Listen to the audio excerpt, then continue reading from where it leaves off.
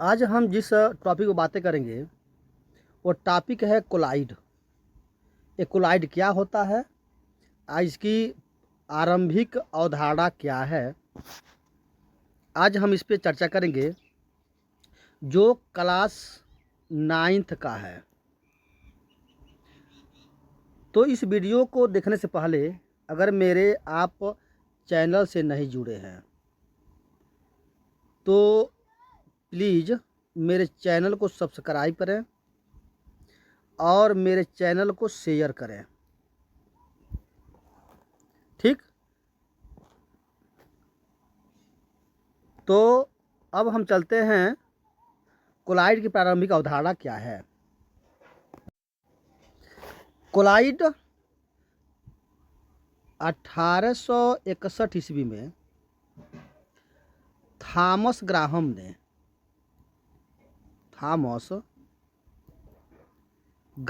ने कई पदार्थों को जो विलयनों को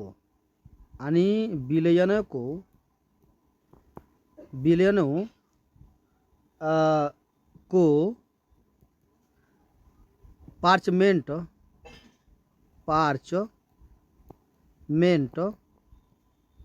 झिल्ली में से क्या किया गया, विसरित कर दिया गया, डिस्फ्यूज कर दिया गया, जिसे हम विसरित कहते हैं या विसरण कहते हैं, उन्हें डिस्फ्यूज कर दिया। अब उसका अध्ययन जो है वो किया और उसी के आधार पर विलेय पदार्थों को दो भागों में विभाजित किया। किसका? विलेय पदार्थों का।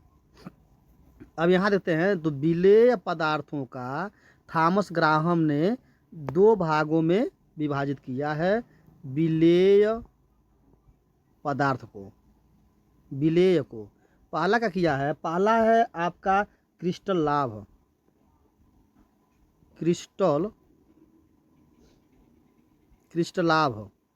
और दूसरा जो है वह है कोलाइड।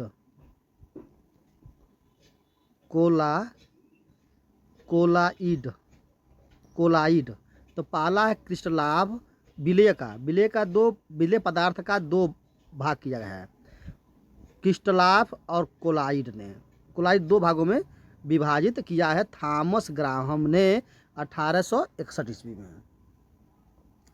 अब क्रिस्टलाफ क्या है और कोलाइड क्या है, अब मैं चर्चा करने जा रहा हूं। अब जो क्रिस्टलाफ है,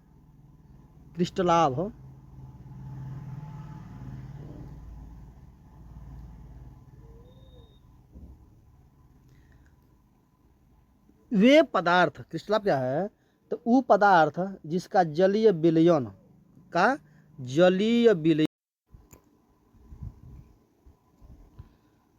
क्रिस्टल वे पदार्थ जिसका जलीय चर्मपत्र झिल्ली से शीघ्रता से विसरित हो जाता है उसे हम क्रिस्टलाफ कहते हैं। जैसे अम्ल है, क्षार है, शर्करा है, ग्लूकोज है और सोडियम क्लोराइड है, ये होता है क्रिस्टलाभ। ये क्रिस्टलाभ होता है, यानी वे पदार्थ जिनकी जलीय विलयन चर्मपात्र झिल्ली से शीघ्रता से विसरित हो जाता है उसे ही क्रिस्टलाभ कहते हैं। अब उसके बाद जो सेकेंड पार्ट है वह होता है कोलाइड।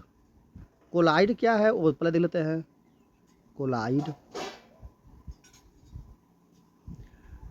कोलाइड जो शब्द है वह सर्वप्रथम थॉमस ग्राहम ने, यानी जो कोलाइम शब्द का प्रयोग जिन्होंने, वो थॉमस ग्राहम, कौन? थॉमस ग्राहम ने 1861 ईस्वी में यह इसका शब्द का प्रयोग किया था। और जो कोलाइड शब्द है उसकी उत्पत्ति जो है ग्रीक शब्द जिसे कोला मतलब होता है ग्लू, जिसे सेरस कहते हैं, और ओड मतलब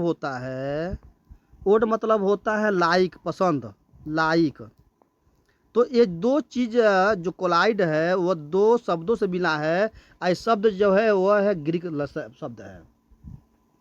जो ग्रीक शब्द है इससे कोला और ओड्स, तो उसे कहते हैं कोलाइड। अब जिसका मतलब, जो इसका शाब्दिक अर्थ होता है सरेस, सरेस के समान पदार्थ, के समान पदार्थ, ये होता है कोलाइड का अर्थ। ग्राहम के अनुसार देखा जाए तो ऐसे पदार्थ क्या है, ऐसन पदार्थ जिनका विलयन जंतु झिल्ली यानी जिसका एनिमल मेम्ब्रेन्स तथा चर्मपत परमामेंट पेपर से धीरे धीरे विस्तृत होते हैं अथवा विस्तृत नहीं होते हैं, उसे हाँ कोलाइड कहते हैं, उसे ही कोलाइड कहते हैं। जैसे अगर देखा जाए तो कोलाइड का गोद हो गया, जिलेटिन हो गया, स्टार्च हो गया, प्रोटीन हो गया, सिलिसिलम अम्ल हो गया, तो ये होता है कोलाइड। अब आते हैं कोलाइड के संबंध में जो औदाहरिक धारणाएं हैं। कोलाइड के संबंध में जो आधुनिक अवधारणा है उसके विषय पर, उसके टॉपिक पे हम चर्चा करने जा रहे हैं। अब उस टॉपिक को आपको बहुत अच्छे से सुनना है, जो हाई स्कूल और 9th में है और इंटर में भी है कोलाइड। अब आते हैं इसका मॉडर्न अवधारणा क्या है। ये तो प्रारंभिक अवधारणा है। अब यहाँ देखिए मॉडर्न यानी आधुनिक अवधारणा, आधुनिक अवधारणा। जो मॉडर्न कंसेप्ट है वो क्या है, तो आधुनिक अवधारणा के अनुसार पदार्थों की एक विशेष अवस्था को कोलाइडी अवस्था कहते हैं। यानी आधुनिक अवधारणा के अनुसार एक विशेष यानी पदार्थ की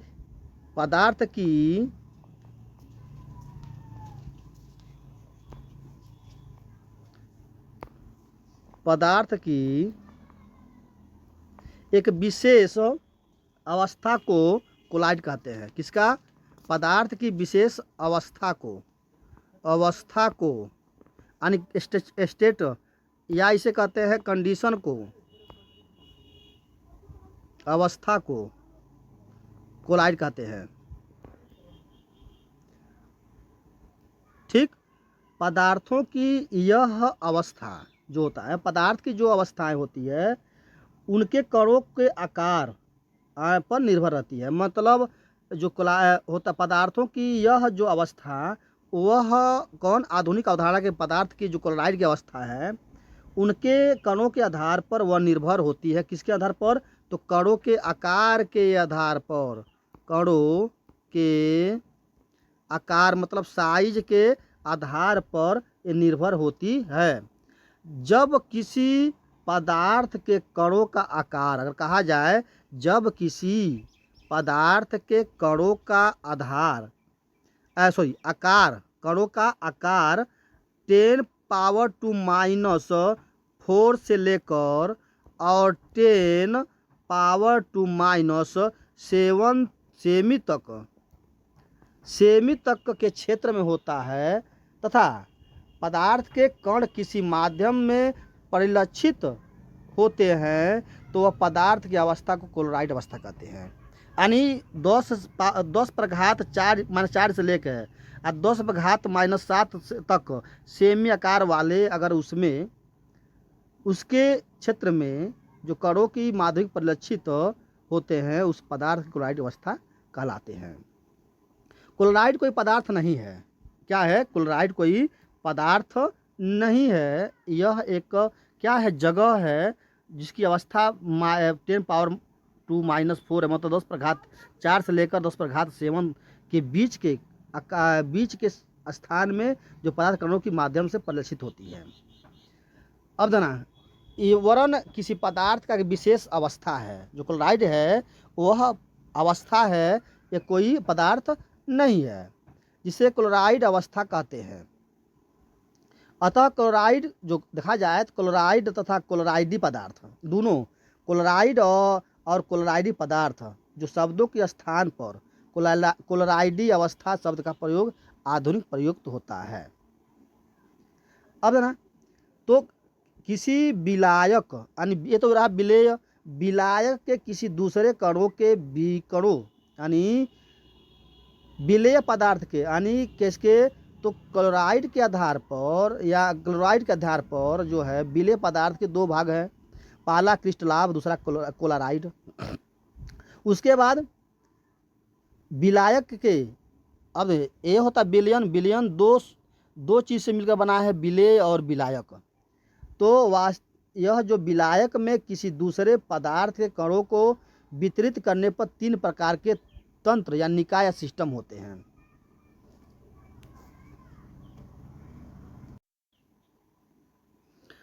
अब देखिए यहाँ पे यानी जो विलायक में विलायक है,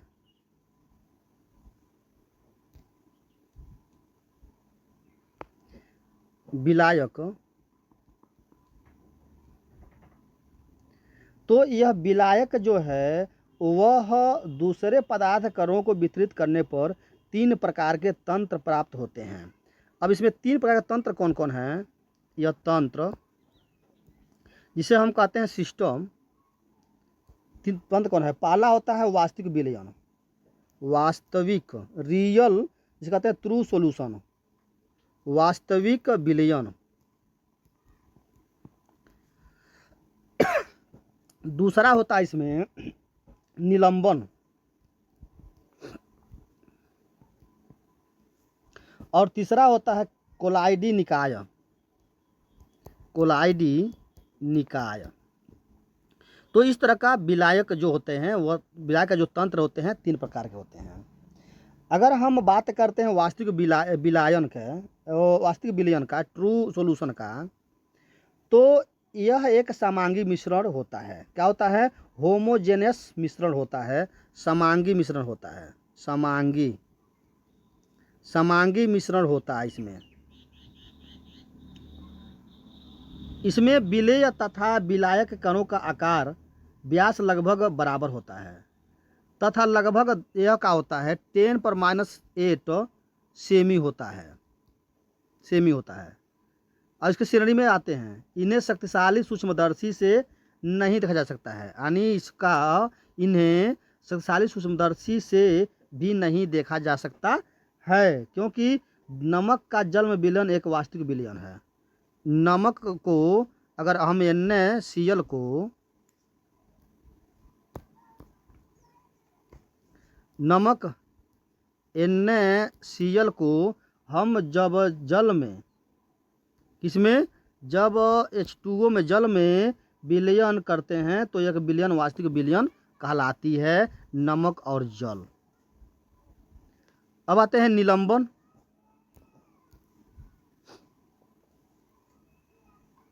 निलंबन क्या है? ये विषमांगी मिश्रण है। विलयन, वास्तविक विलयन तो एक समांगी मिश्रण है, निलंबन जो है एक विषमांगी मिश्रण है, विषमांगी मिश्रण है। इसमें विलायक कणों का आकार 10⁻⁸ सेमी होता है। सेमी की श्रेणी में निलंबित पदार्थ कणों का आकार 10⁻³ और से लेकर 10⁻4 सेमी के क्षेत्र में होता है। निलंबन जो होता है वो पदार्थ के कणों को नग्न आंखों से भी देखा सकता है। निलंबन में क्या करते हैं हम, उसके जो कण होते हैं वह हम अपने आंखों से देख सकते हैं। जैसे मिट्टी अथवा बालू, इसे क्या होता है, मिट्टी अथवा बालू को हम अपने खुली आंखों से देख सकते हैं। अगर इसको हम जल में डालकर हिलाएं तो इस पदार्थों में जल में निलंबन प्राप्त हो जाता है। अब आता है कोलाइडी निकाय क्या है? तो कोलाइडी जो निकाय होता है उसको कोलाइडी विलयन भी कहते हैं। कोलाइडी निकाय को कोलाइडी विलयन भी कहते हैं। यह एक विषमांगी मिश्रण होता है। ये भी क्या होता है, तो एक विषमांगी कोलाइडी निकाय को एक क्या होता है, विषमांगी, ये भी एक विषमांगी मिश्रण होता है। इसमें विलायक कणों का आकार 10⁻8 होता है, 10⁻8 होता है, यानी कणों का आकार जो होता है 10⁻8 होता है। तथा दूसरे शब्दों में कणों का आकार जो होता है वह -10⁻4 से लेकर 10⁻7 तक का इसमें क्षेत्र में होता है। दूसरे पदार्थ कणों को नग्न आंखों से या साधारण सूक्ष्मदर्शी से नहीं देखा सकता है, लेकिन शक्तिशाली सूक्ष्मदर्शी से इसे देख सकता है। जैसे कहते हैं गोंद, इसको हम गोंद कहते हैं, गोंद जैसे कहते हैं। फिर स्टार्च है। उसके बाद है जिलेटिन को जल में घोलने पर इसके क्लोराइड विलयन प्राप्त होते हैं, जिलेटिक। तो ये सब हैं क्लोराइड निकाय। कोलाइडी जो होता है, कोलाइडी निकाय जो होता है, कोलाइडी विलयन के कणों का आकार वास्तविक विलयन तथा निलंबन कणों के आकार के मध्य होता है। वास्तविक विलयन, कोलाइडी विलयन तथा निलंबन के कणों के आकार के अंतर को दिखाया गया है।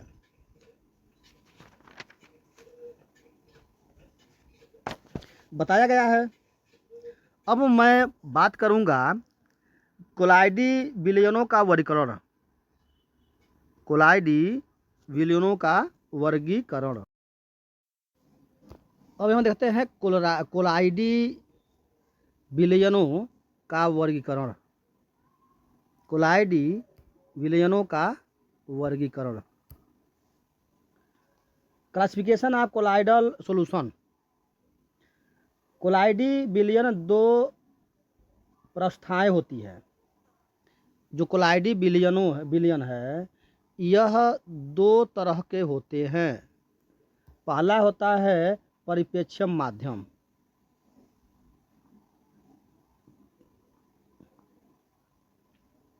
परिप्रेक्षण या इसे हम कहते हैं परिक्षेपण माध्यम, परिक्षेपण माध्यम।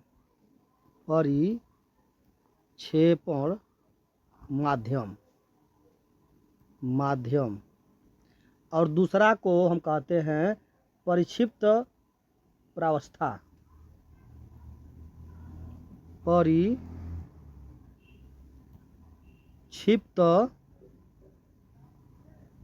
प्रावस्था था।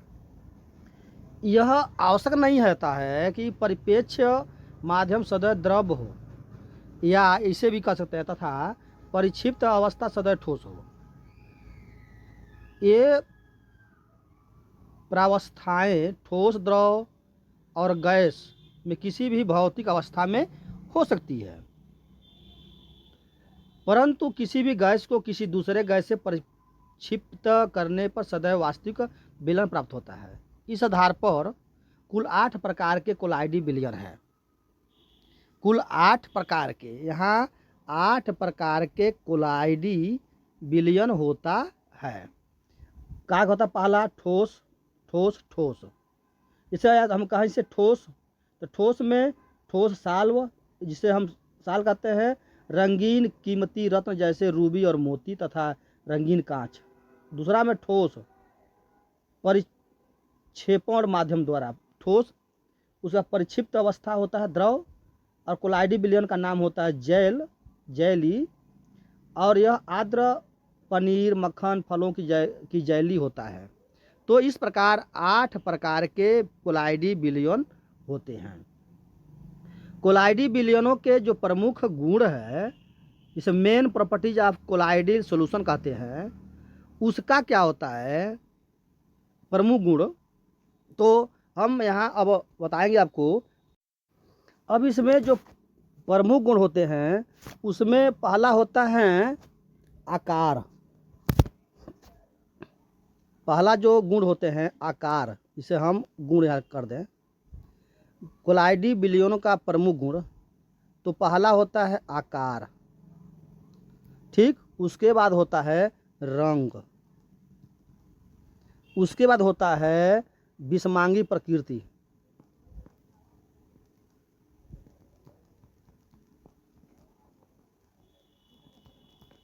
उसके बाद होता है दृश्यनीयता,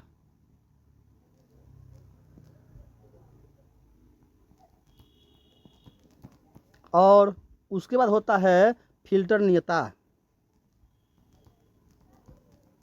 फिल्टरनीयता, और उसके बाद सतही क्षेत्रफल। तो इस प्रकार का इसके गुण होते हैं। तो आकार में क्या होता है, कोलाइडी विलयनों में विलय के कणों का आकार, इसका आकार होता है 10 पर पावर 2-4 से लेकर, मतलब 10 पर घात -4 से लेकर 10 पर घात -7 सेमी के बीच का क्षेत्रफल होता है इसका।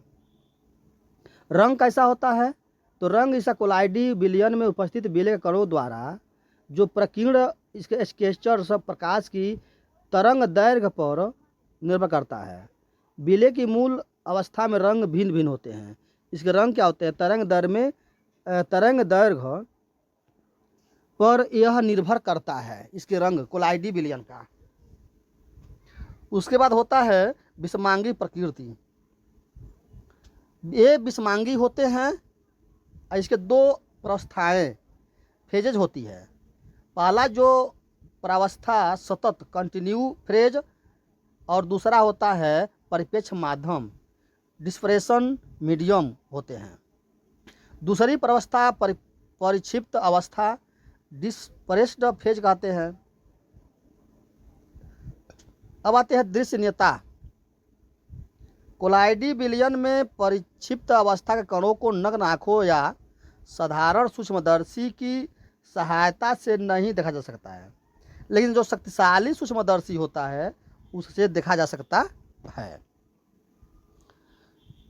अब मैं बात करूँगा कोलाइडी, जो कोलाइडो है उसका क्या महत्व है, वह हम उसके महत्व पर चर्चा करने जा रहे हैं। महत्व पर चर्चा। कोलाइडो का महत्व क्या है, यह पहला इसका महत्व है औषधियों में,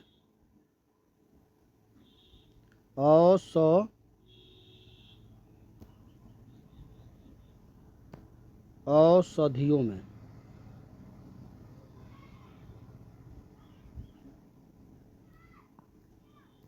ठीक। दूसरा महत्व है इसका जल के शोधन में,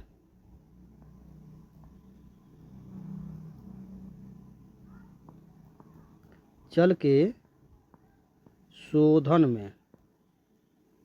तीसरा है डेल्टा के निर्माण में।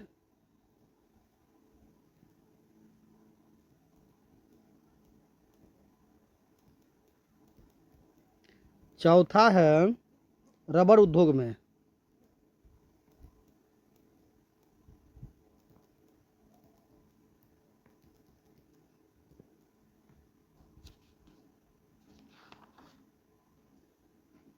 तो इस तरह का कोलाइडो का महत्व है। अब क्या औषधियों में इसका कैसे हम इसका प्रयोग करते हैं। कई औषधियों कोलाइडी प्रकृति की होती है। कोलाइडी अवस्था में औषधियाँ अधिक प्रभावशाली होती है, क्योंकि इस अवस्था में यह शरीर के अंगों द्वारा अधिशोधन एवं पाचन आसानी से हो जाता है। जैसे कि कोलाइडी एंटीमनी, कैल्शियम, सल्फर आदि औषधि के रूप में प्रयुक्त होते हैं। जैसे क्या कहते हैं हम, कोलाइडी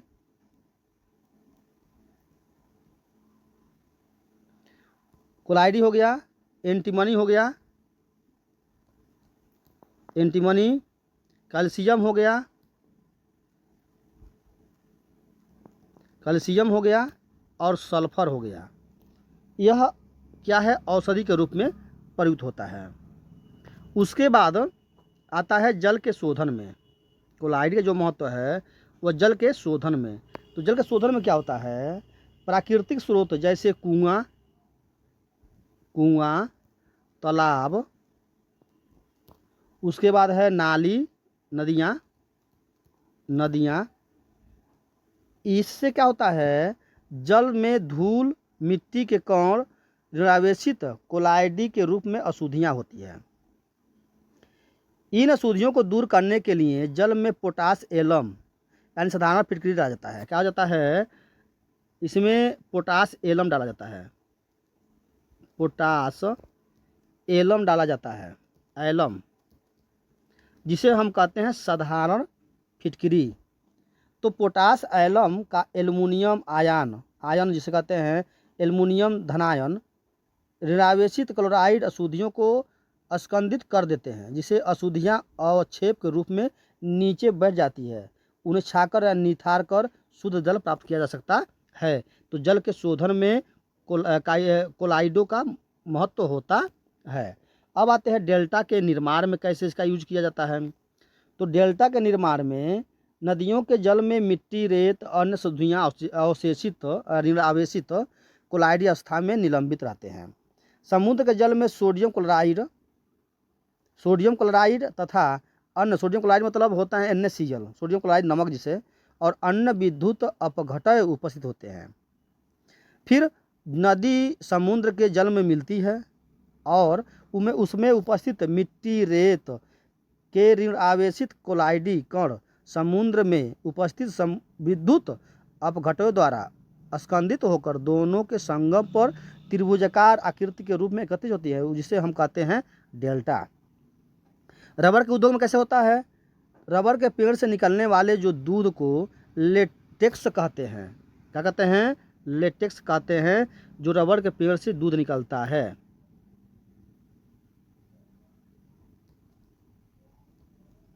इसको हम लेटेक्स कहते हैं, जो एक प्राकृतिक पायस होती है, मतलब प्राकृतिक पायस मैंने पीने वाला होती है, पायस मैंने पदार्थ होती है, तरल पदार्थ होती है। किसी वस्तु पर रबर की परत चढ़ाने के लिए उनके वैद्युत कण संचलन क्रिया में एनोड बना लेते हैं, जिस कारण रबर के ऋणात्मक कण वस्तु पर पहुंचकर उदासीन हो जाती हैं और वस्तु पर एक परत के रूप में जम जाता है। तो कोलाइड का महत्व 4 जगह किया गया है, औषधियों में, जल के शोधन में, डेल्टा के निर्माण में और रबर के उद्योग में कोलाइड का महत्व होता है।